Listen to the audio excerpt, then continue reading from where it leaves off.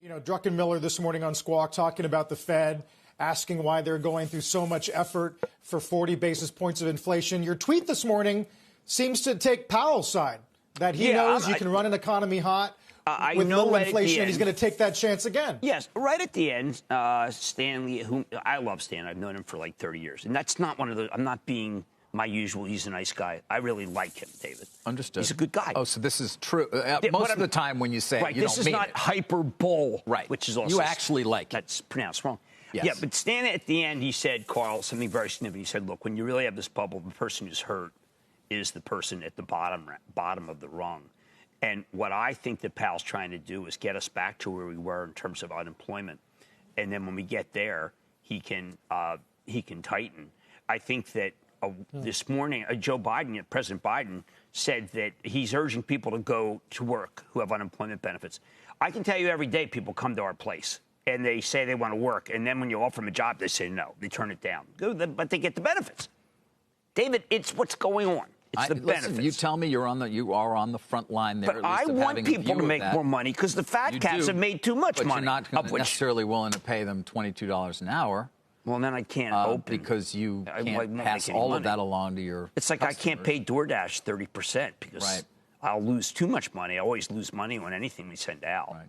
This small business stuff. But people are, I mean, it's not because there is this theme that people who have had a career in hospitality, restaurants, are rethinking that to some extent.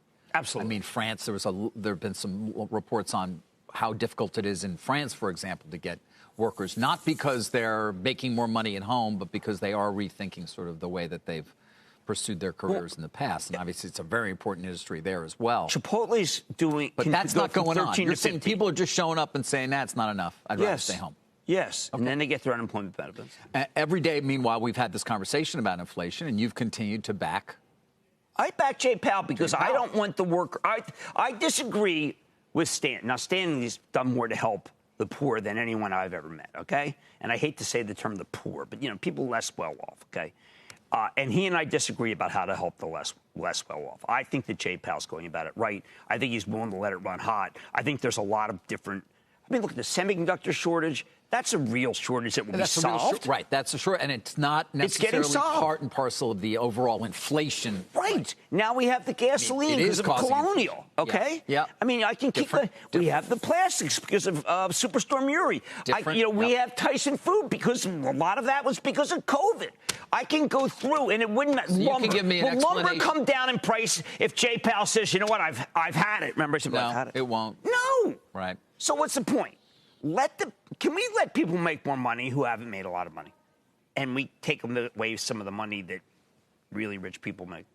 Okay, but are we going to do that by actually giving those people jobs or having them stay home? We want people to have jobs. No, I don't like... I mean, those are going to run out. Those benefits will run out. Right, the benefit. But, Carl, I continue... Yes, I'm on Jay Powell's side because I think Jay Powell's on the worker side. And I'm not like the Spartacus workers where, United, the workers will own the manufacturing. No. I just think he's doing a good job. He's got a different way to do it. Yeah.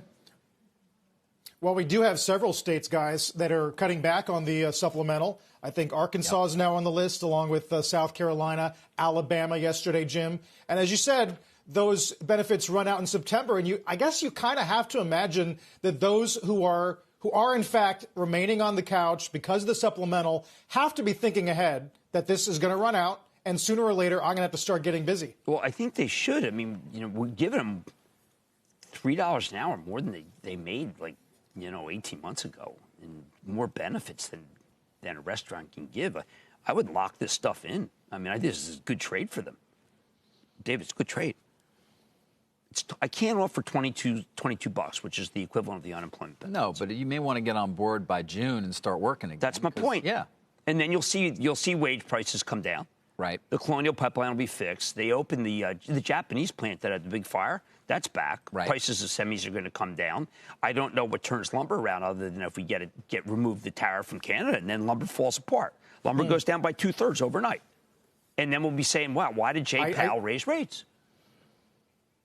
Yeah, Jim, I saw Australia is having some budget forecasts where they're assuming a sharp turnaround on iron ore, coming way back down from the highs. Although then you get an upgrade of X this morning on the prospect of hot rolled remaining above $1,000 a ton at least through Q4. Well, we've shut so many hot rolled plants, and we're not allowing the Chinese to dump their steel in our country. Thank heavens. That's why Nucor can keep bringing the price increases come for cold and hot steel. The cold being that well-finished steel that goes into the best vehicles, and those prices are going higher, and that's because there is a scarcity. If you raise rates, then the sales will slow and those car prices will come down. And David, if that's the goal, you can do it. Shepard Smith here. Thanks for watching CNBC on YouTube.